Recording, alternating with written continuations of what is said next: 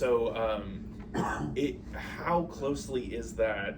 And I want to phrase this in a way that doesn't make it sound like I'm saying that you were ever selfish. But you've been very open about how personal this story is for you, and how many of the things that you've worked through in your own life reflect the things that Seth is working through. So, do you feel like there was ever a moment when you were expanding this world or working on the second one or whatever, where you were sort of like, oh, this is my personal journey is reflected in this way? Or like, did you have that sort of like, because I feel like I have that a lot when I'm sort of doing the therapy of writing. You have those moments of clarity where you're like, oh shit, I talked a lot about this thing in this story. You know? No, absolutely. It absolutely ties into how I very much felt, how I viewed the world when I was younger, when I was a kid, a teenager.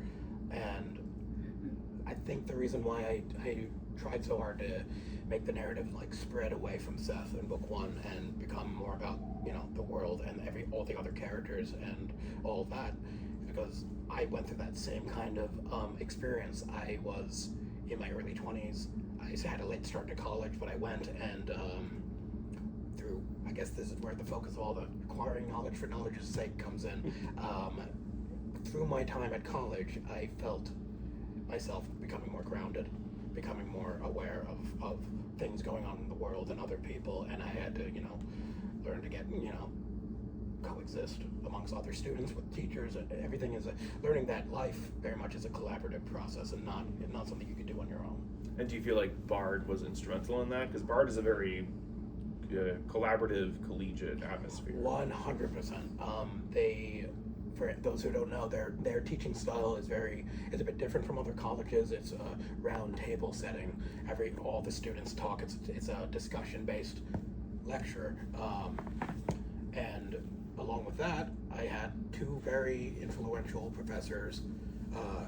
Professor Cole Heinowitz, who unfortunately passed away about a year ago, and Penn Faulkner Award-winning Joseph O'Neill, who thankfully still here, and he's a great guy.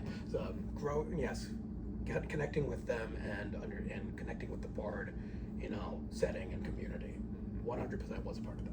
Yeah, it's important to find those communities to help bring the stories out, because I think those stories can sit in you forever if you don't have someone to talk through them with.